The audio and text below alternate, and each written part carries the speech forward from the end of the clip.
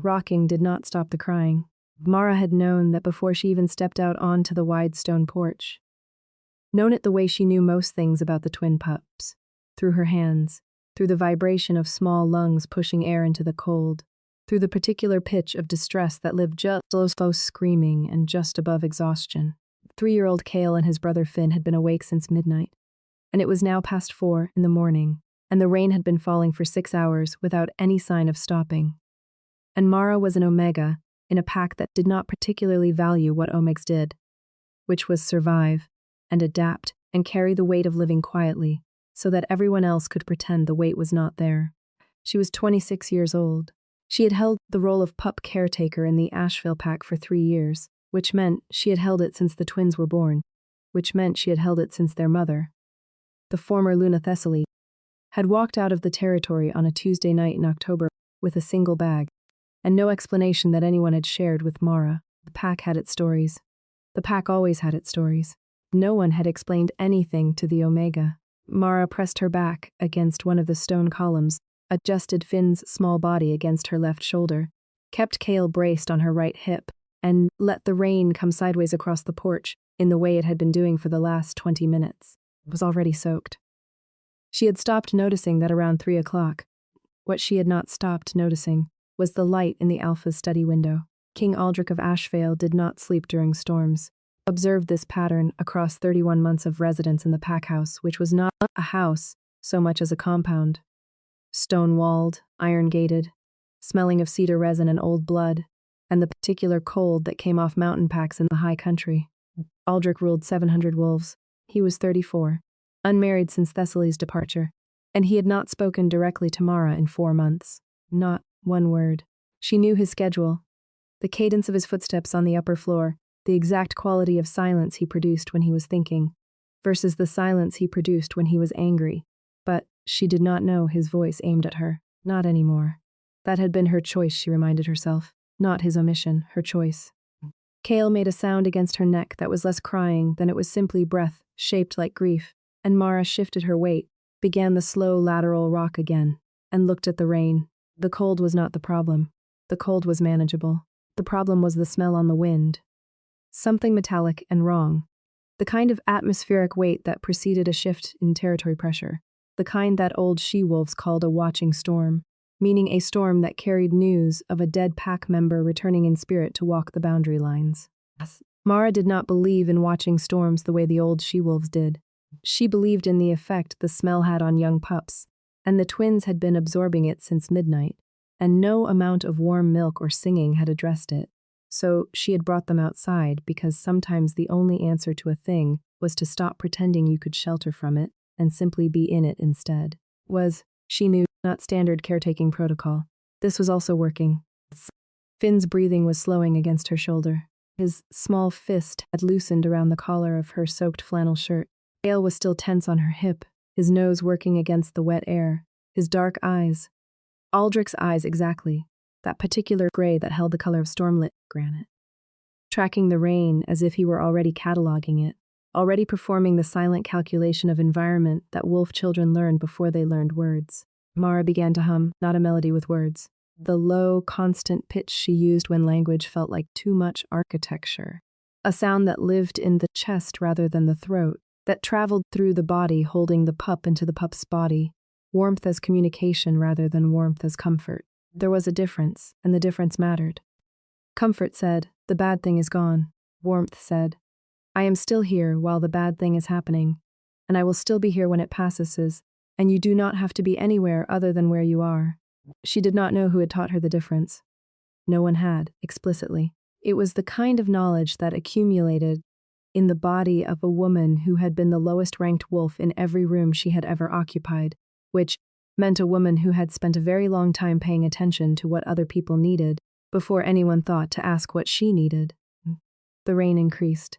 Porch roof channeled it into a curtain off the eaves, and the smell of wet stone rose around them, and Finn slipped the remaining distance into sleep so completely and so suddenly that Mara felt the change in his weight like a small capitulation, the way exhaustion finally wins an argument that urgency has been making for hours.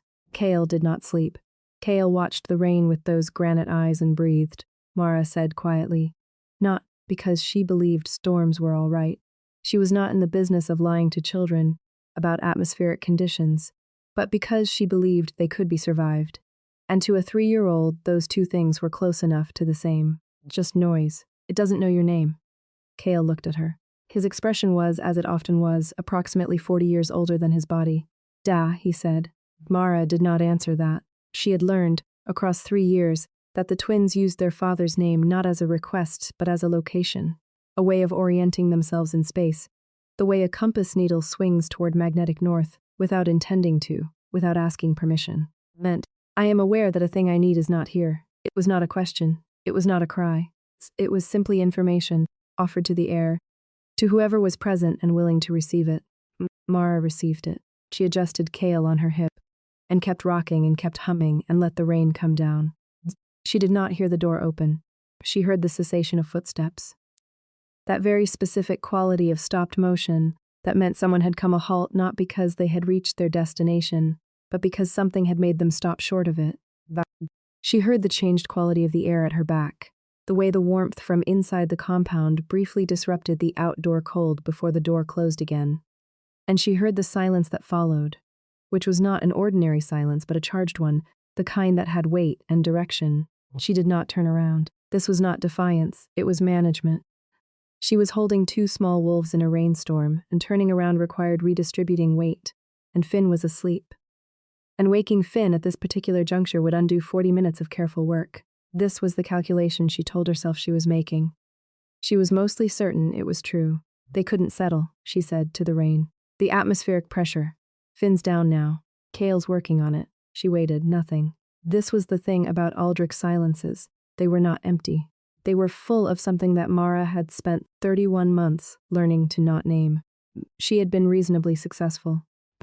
She was considerably less successful in the rain at 4 a.m, with both his children in her arms, and whatever was wrong between them pressing at the space between her shoulder blades, like a hand that would not push and would not withdraw. Storm smell, she said, more quietly now. Old she-wolves call it a watching storm. Something about the boundary spirits. I don't think it means anything dangerous, but the pups are picking up the charge in the air. I brought them outside because the inside felt like containment, and containment was making it worse. Air sometimes resets the nervous system when nothing else will. She was explaining herself. Notice this. She tried to stop. You don't have to stand there, she said, and immediately regretted the phrasing because it sounded like an invitation to leave, which was not. She pressed the thought flat. It was a practical statement. He was the alpha of 700 wolves. He had not slept. He had things to do with his wakefulness that were considerably more important than standing in a doorway, watching an omega hold his pups in the rain. Cale's head turned. The movement was small but absolute. The way pups tracked a parent without conscious thought. The way the wolf in them operated below the level of choice. He turned his head toward the doorway and his spine changed. Went from the settled heaviness of a child, being rocked to something alert and animal and hoping, and Mara felt the change move through her arms and into her chest like a current. Cale said again, but this time it was a question. Mara said quietly, he's here, Bug. She heard the footsteps then. She heard the sound of boots on whetstone and felt the warmth of a large body arriving at her left side, and she did not turn her head, but she saw in her peripheral vision the shape of Aldrich crouching slightly to put himself at Cale's level.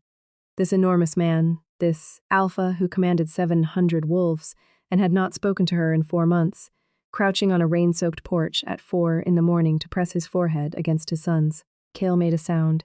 It was not language. It was something older than language. Aldrich said, very low, I've got you. And then with a kind of inevitability that felt less like a decision and more like a tide, Cale transferred. His small arms going from Mara's neck to his father's neck, his weight shifting with complete and trusting confidence from one body to the other. And Aldrich absorbed him, stood up, held the boy against his chest with both arms, and the missing pieces of the night's architecture clicked silently into place. Mara stood still. Finn breathed against her shoulder. The rain came down. She became aware, with the particularities that surprised her, of exactly how close Aldrich was standing. Not closer than the porch required, but not farther than it required either. She could feel the heat of him against her left arm, and she could smell the compound cedar against his skin, and underneath that, the specific warm complexity that wolf biology made inevitable when an alpha male stood in close proximity to an omega female in the dark. And she had spent 31 months managing this particular sensory fact with considerable discipline, and at 4 a.m. in the rain, her discipline was approximately 50% less functional than usual. She focused on the feel of Finn's sleeping weight against her shoulder. That was real, was what mattered. That was what she was here for. You should go in, she said, to be saying something. I'll have them settled within the hour. The rain's letting up slightly on the northern side. I can feel the pressure changing. Can you? His voice. Had been aware for 4 months that she missed the specific quality of his voice when it was directed at her. Had thought this was the kind of small wound that would close with time. It had not closed. She noted this with the clinical detachment she applied to most things about herself that hurt. Yes, she said. How long have you been out here? Since about 3:15. It's nearly 4:30. I know. Another silence. This one had a different quality than the silences she was used to from him. Less opaque. More like something trying to form itself into words and not quite managing it. Cale had gone still against his father's chest. Not asleep. She could hear the small, careful breathing of a child who is pretending to be less awake than he is. The way pups did when they believed that sleeping would end something they wanted to continue. She knew this breathing well. Catalogued approximately 40 varieties of pup breathing over 3 years, and pretend sleeping to extend comfort was the 6th most common. He was asking for you, Mara said. It came out more directly than she'd intended, but it was true. And the twins deserved truth from the adults around them. Regardless of what those adults were navigating between themselves. Cale, for most of the night, he kept saying your name. She heard something shift in the air beside her. Not a sound, exactly. Like the particular quality of change that happened in a large man when something he had been holding carefully was disturbed. He's 3, Aldrich said. He's 3 and he tracks your schedule, Mara said. He knows when you're home, and when you're in the Eastern Territories, and when you're in the study versus the main hall. He's been doing it since he could walk. Finn does it with sound. He always knows your footsteps. Cale does it by smell. She paused. They know you're present in the compound, even when you're not with them. Night, the storm smell was confusing all their other signals, and I think it was partly that. The disorientation of knowing you were near, but not being able to find you cleanly through the atmosphere. He was quiet for a long moment. You know a great deal about my children, he said. I know everything about your children, Mara said, without heat, because it was not a provocative statement. It was simply accurate. It's what I'm here for. The rain shifted, eased slightly, the curtain off the eaves thinning from solid to intermittent. The smell on the wind was changing too, that metallic watching storm quality beginning to thin out, giving way to the cleaner cold that came after, the kind of air that smelled like distance and morning.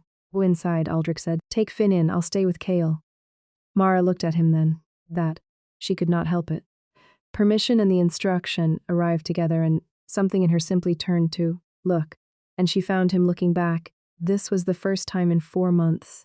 The first time in 4 months that the weight of his attention had been directed at her, rather than past her or through her. And it was significantly more than she had prepared herself for, which was her own failure of management, and she acknowledged it without self-criticism. Because self-criticism at 4:30 in the morning with a sleeping pup on her shoulder would accomplish nothing. His face was, as it always was, difficult. Not hard, difficult. There was a difference. Hard things were closed. Difficult things were open in a way that had no clean resolution. That kept presenting new angles. That refused to settle into something you could simply look at once and file away. He had been looking at her like that since the 3rd week she worked here. And she had been managing it ever since. And right now, in the rain, the management was failing. All right, she said. She carried Finn inside. The compound's upper corridor was warm and smelled of beeswax candles, and the particular domesticity that old pack houses accumulated over decades. Cooked meals and wood smoke and the layered scent of many wolves living in close quarters. All the small urgencies of daily life absorbed into the walls. She moved through it quietly, the way she always moved through the compound at night. Which was to say, as if she were not there, as if her footsteps were something she owed the house, rather than an imposition on its silence. Finn's room was the second on the left. She laid him down with the practiced efficiency of a woman who had done it hundreds of times, adjusted the blanket, checked his breathing, confirmed the soft amber glow of the nightlight was functioning. He did not wake. He turned onto his side and sighed and folded himself further into sleep, and Mara stood over him for a moment longer than necessary, because she was not, in this particular moment, in any hurry to return to the porch. She went back anyway. Aldrich was still there, standing now at the railing with Cale tucked against his chest, and the boy had in fact fallen asleep, his cheek pressed to his father's shoulder, one small hand fisted in the collar of Aldrich's shirt. The rain had thinned to a fine mist. The watching storm smell was almost completely gone. The eastern sky had not yet begun to lighten but had the quality of somewhere preparing to lighten, a subtle and preliminary brightening of the dark that was more felt than seen. Mara stopped at the doorway. She could go to bed now. Her function here was discharged. Pups were settled. One by her and one by their father. And the night was winding toward morning, and she had a small room on the east side of the compound that she had furnished sparingly and kept clean. And she could go to it. She did not go to it. She walked to the porch railing, leaving a careful distance between herself and Aldrich, and rested her forearms on the wet stone, and looked at the misted dark. Eastern Territories, she said, not turning to look at him. Did you resolve the boundary question? A pause. Mostly, he said. The Fenwick Pack? They're not the problem.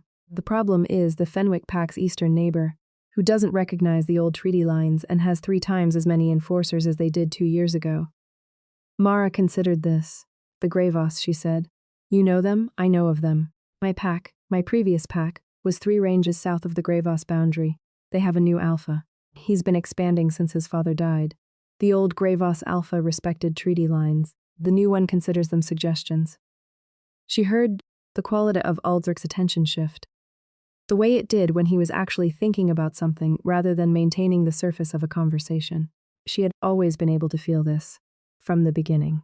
It was one of the things she had learned not to rely on, because it was too easy to mistake for something it was not.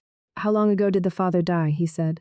14 months. The son took the title at 19. He's been alpha for 14 months, and in that time he's absorbed 2 smaller packs and redrawn 4 boundary sections by force. Your previous pack? Left the region before he got there. Actually, why I left. The alpha made the decision to relocate south, and I didn't go with them. This was more than she usually said about her history. She was aware of it.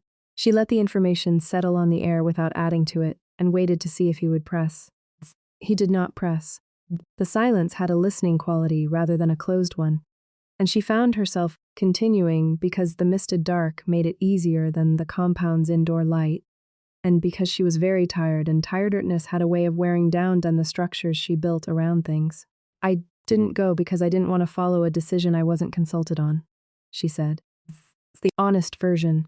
The version I told myself at the time was that I needed a new situation, new terrain, that staying in the South Range wasn't what I needed. The honest version is that I was angry, and I left because of the anger, and the anger was right, even if the way I acted on it was complicated. You were consulted? No. Point. Omegas in a relocating pack are informed, not consulted. Been caretaker for the pack's pups for 2 years by then. I knew those children. I knew their patterns, their needs, their fears, the things that made them feel safe, and the decision to uproot them was made, without once asking me whether the timing was appropriate, or what the children might need during a relocation, or whether there was a better way to manage the transition. I was handed the information and told to begin packing. She paused. I wasn't angry about the relocation. I was angry about the exclusion. The mist fell softly. Hell made a small sense sleep against Aldrich's chest, and Aldrich shifted him automatically, with the unconscious competence of a man who had been absorbing sleeping children against his chest for 3 years. Why are you telling me this? Aldrich said. Mara thought about it. Because you asked, and because it's 4:30 in the morning and both your sons are asleep, and I'm already wet, and I don't think I have the energy to maintain the architecture right now. He turned his head toward her. She felt it without looking. What architecture, he said. She looked at the mist. The one where I behave as if the last 4 months haven't happened. The silence stretched. The mist thickened slightly and then thinned again. The way weather at this elevation moved in irregular pulses, advancing and retreating without fully committing to either direction.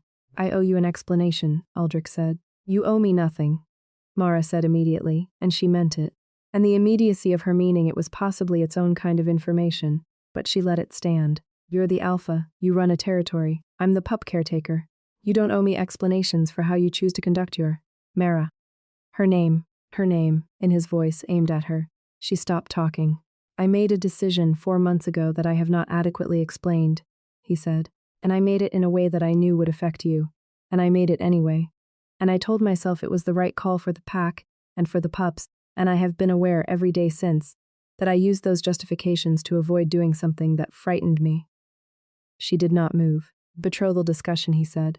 With the Caro Alpha. She said nothing. My counsel pushed for it, he said. A formal alliance, pact to secondary bond only, not a full mate bond, purely political. Caro has the southern approach to the High Valley, and we've been managing that border relationship through negotiation for 8 years. And the council's argument was that a formal betrothal would resolve the border tension permanently. A pause. Didn't dismiss it the way I should have. I let it proceed to a second round of discussion. I know that you heard about it.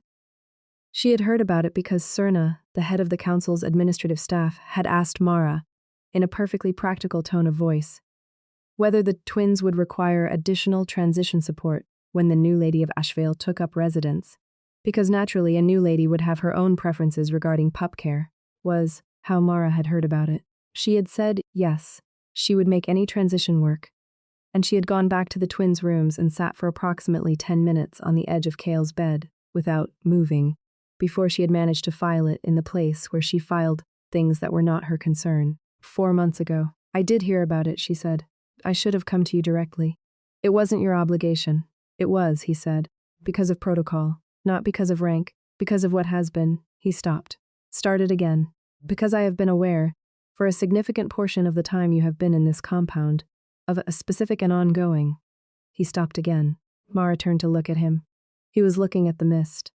Cale's sleeping weight pulled at one side of him with the comfortable asymmetry of a child who has bonded their sleep to a specific body. Aldrich's profile was the thing she least trusted herself to look at directly, which was why she generally avoided it. But at 4:30 in the morning, with the mist coming down, and the architecture in pieces, she looked at it and acknowledged what she was looking at, which was a man who was genuinely, specifically struggling, and who did not struggle easily, and who was doing it in front of her. I know, she said quietly. He turned then, looked at her directly. She held the look. It cost her something, and she let it cost her. Because pretending it didn't was the architecture, and she had just said the architecture was down. I rejected the betrothal discussion, he said. 3 weeks after it began, I told the council it was off the table. I should have told you the same day. Didn't, and every week since then has been, he exhaled. I told myself I was giving you space. I think what I was actually doing was avoiding the conversation, where I would have to say why I dismissed it. The mist settled on her skin and in her hair, and on the stone railing under her forearms. The eastern sky was doing that preliminary thing more insistently now. The dark beginning to acknowledge the approach of something it could not stop. Why did you dismiss it? She said.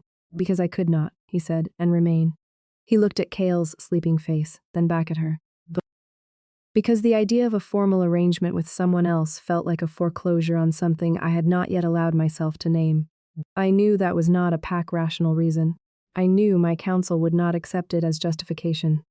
I found them other justifications, which were also true, which made it easier. The Caro Alpha has a history of subordinate mistreatment. The border question can be solved through a trade agreement rather than a political marriage. Both of these things are accurate. They were not the first reason. Mara looked at him for a long moment. You're telling me this now, she said. At 4:30 in the morning, in the rain.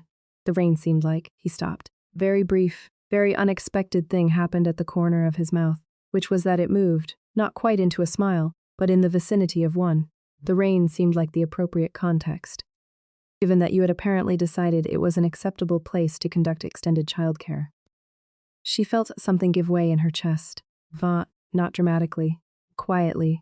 The way ice gives way not from force but from temperature, from a sustained warmth that has been applied long enough to find the seams. Limited options, she said. They weren't settling. He agreed. Then, thank you. For not settling them. For staying with them until they did. For knowing that sometimes the answer is to be in the thing rather than sheltering from it. He paused.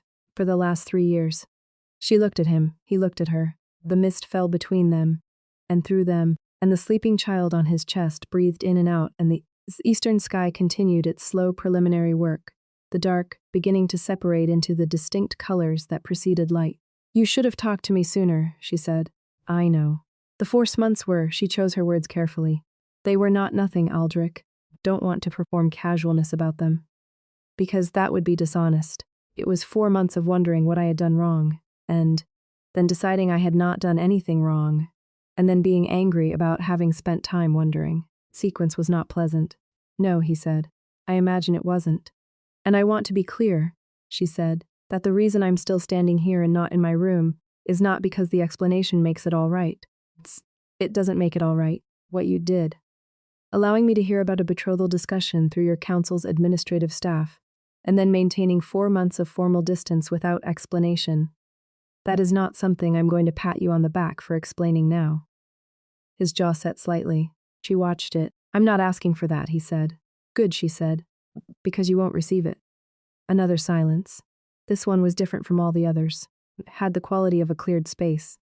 Not empty, but emptied on purpose, debris removed to make room for what might be built. "What?" he said. "Are you asking for?" Mara considered the question. The mist was thinning. The first birds were beginning their preliminary acknowledgments of the approaching dawn. The ones that always sang before the light was actually there, as if practicing for it. "Don't know yet," she said honestly. "I need to think about it. I need to think about it in daylight when I'm not soaking wet and more 3 hours of sleep." She looked at Kael's sleeping face against Aldrich's chest. "I need to think about what I want, separate from what I'm useful for. Those have been the same thing for so long that I'm not entirely certain how to distinguish between them." He absorbed this. "Useful," he repeated. And there was something in the way he said it that had an edge to it, not aimed at her but at the word itself, as if it had offended him. "That's the accurate word," she said. "I'm good at this. I'm good at knowing what the pups need, and when they need it, and how to provide it. I am genuinely good at it, and I take genuine satisfaction in it, and I don't say that to diminish myself. I've been careful, for 3 years, not to want anything from this compound that wasn't explicitly within the scope of pup caretaking. Been very careful about the edges of my role." She paused. "Not because I was told to be, because I told myself to be. Because wanting things that were outside my scope felt unsafe in a way I didn't want to examine too closely." "Unsafe," he said. "Previous caretaker, before me." She looked at him briefly. "I was told when I came here that she had been dismissed for inappropriate attachment. I made certain conclusions from that, and I managed myself accordingly." The quality of the silence that followed this was unlike any preceding silence. It had a very specific weight to it. The weight of a man confronting something that had operated below his awareness in his own compound. "Who told you that?" he said. "During my onboarding." A very long pause. "Previous caretaker," Aldrich said, with a careful slowness. "Was dismissed because she was discovered selling information about the pups' schedule and location to a rival pack." Phrase "inappropriate attachment" was used in the official record to protect the privacy of the investigation. "Nothing to do with. It was not a warning to you about." He stopped. Cerna's framing of that information was incorrect. Mara looked at the eastern sky. The distinction between black and dark blue was becoming visible at the horizon. "I see," she said. "But you've been managing yourself for 3 years based on an incorrect inference," he said. "Based on the information I was given," she said, "which was incomplete." Another long pause. He shifted Kael slightly. "Yes," he said, "which was incomplete." She felt the tiredness in her bones then. Not the acute tiredness of a sleepless night, but the older tiredness of a sustained effort that had just received news that part of its premise was wrong. It was not a catastrophic feeling. It was a large, slowly settling feeling, the kind that required time and sleep and daylight to properly process. "We should go in," she said. "We should," he agreed. Neither of them moved. The first true light was appearing now. Not sunrise yet, but the lifting of the dark that preceded it, a subtle luminescence that had no source and came from everywhere at once, the way pre-dawn light did at elevation.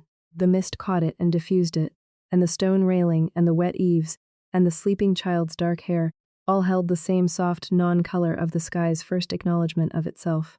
Mara's hands were cold. She noticed this in a practical way, and concluded that she had been managing the cold for a long time without noticing it, which was consistent with her general approach to discomfort, and which was possibly also something worth examining in daylight when she was less tired.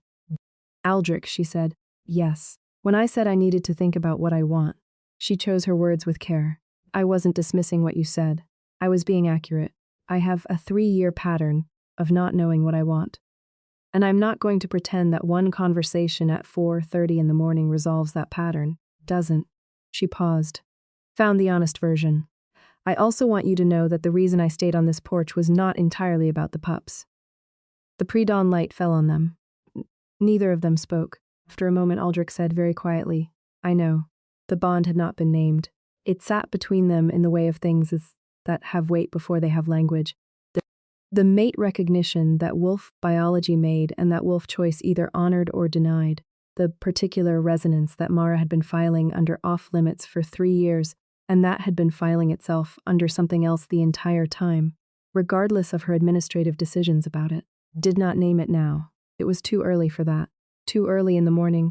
Too early in whatever this was.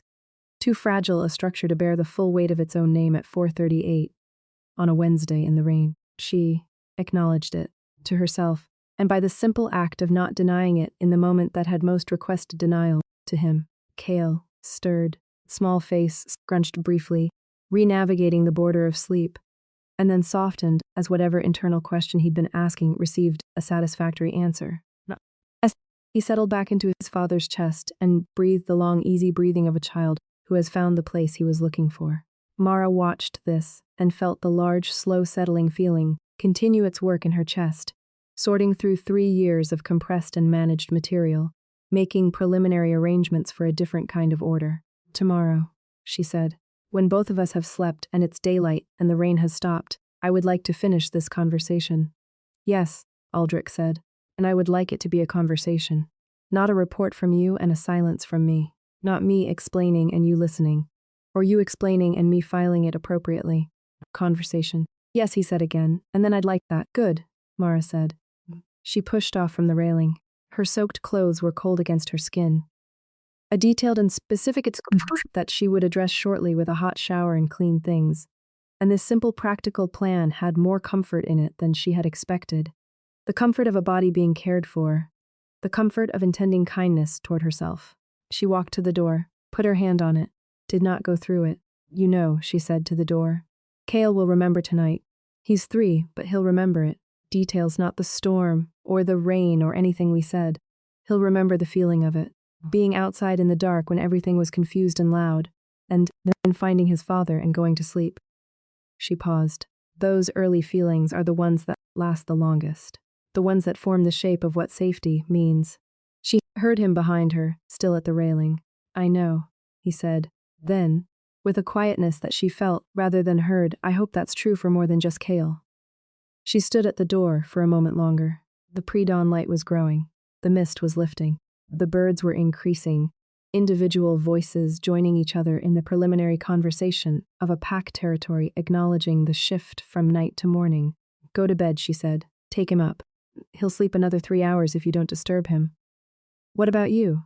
I'm going to shower. Then, sleep. Then we'll see what the day asks for. That's very practical. I'm a very practical person. She felt him smile. She did not see it, but she felt it. The particular quality of warmth that a man directed at a woman in the pre-dawn mist when something that had been impossible for 4 months had just become, carefully and without promise of outcome, possible.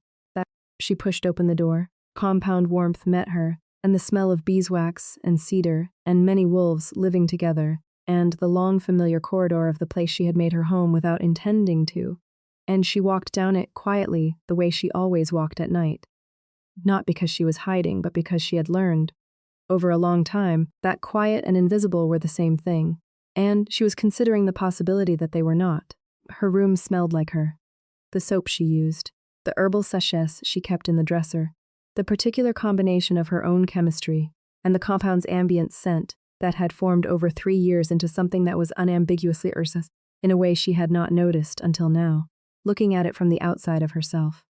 She stood in the doorway of her own room for a moment, looking at the bed, the nightstand, the single window that faced east and was beginning, very faintly, to show the color of the approaching sunrise.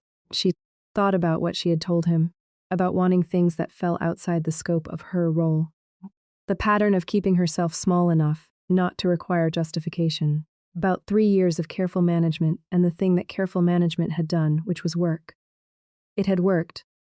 It had kept her safe and employed and useful and present in the lives of 2 children who needed her. And it had cost her the accumulated weight of every morning she had woken up and told herself that what she had was enough, that what she was permitted to want was what she already had. She thought about Cale's voice in the dark, saying his father's name like a compass heading, finding north without asking permission. She undressed, stood under the shower until the cold was gone from her bones, stood there a little longer because the heat felt like something she had earned. And because she was practicing, quietly and privately, the concept of permitting herself to receive things that were good, she dried her hair, put on clean clothes. The eastern window was fully orange now, the sunrise arriving in that unhurried and absolute way that mountain mornings had, indifferent to whether anyone was ready for it. She got into bed. For a moment, before sleep came, she lay on her back and looked at the ceiling and let herself think about the conversation that would happen in the daylight, the one she had asked for and he had agreed to, the one where both of them would be fully awake and dry and visible in the way that daylight made things visible, without the protective ambiguity of mist and pre-dawn. She thought about what she might say, what she might ask for, what it would mean to ask for it clearly, in language and daylight, as herself rather than as the role. Bond hummed, low and consistent, the way it had hummed for 31 months. The quality of it was different now. Not louder, not urgently different, just less managed. The way a sound changes when you stop pressing your hands against your ears and simply allow it to be the thing it has been the whole time. Hum. In the east wing, she knew, the Alpha of Ashvale was laying his sleeping son in the small bed beside his brother, tucking the blanket, standing for a moment in the doorway of the room, the way she had stood 100 times. She knew this the way she knew the twins' breathing patterns and the quality of the compound silences at different hours. Through accumulated attention, through 3 years of presence, through the particular knowledge that came from loving something carefully and consistently over a long time, even when loving it carefully meant keeping the love at the exact edge of its permitted territory. She did not keep it there anymore. Not this morning. This morning, she let it sit where it actually lived, which was not at the edge of anything but at the center of the last 3 years of her life. And she acknowledged it as hers without apology or management. And this was not a resolution or a conclusion or a promise about outcomes. It was simply the truth, admitted to herself in the morning light. She closed her eyes. Sleep came easily, the way it came when a weight had been set down somewhere instead of carried, when the body had been in the weather and done real work and been, finally, permitted to rest, and it smelled like cedar resin and wet stone. And the clean air that came after a watching storm had passed, and in her last moment of consciousness she thought of Cale's face in the pre-dawn light, the dark eyes that were his father's eyes, watching the rain with that ancient young expression, and the word he had spoken into the air. Da, like a compass needle, like a certainty that did not require permission, like the simplest and most accurate thing in the world. When the Alpha of Ashvale came to find her door at mid-morning, she was already awake, and she opened it before he had to knock twice, and she looked at him in the full daylight, and she said, "Come in. Come in," and she meant it in the way she had not permitted herself to mean anything about him for 3 years. Completely, and with her whole name behind it, and without managing the edges.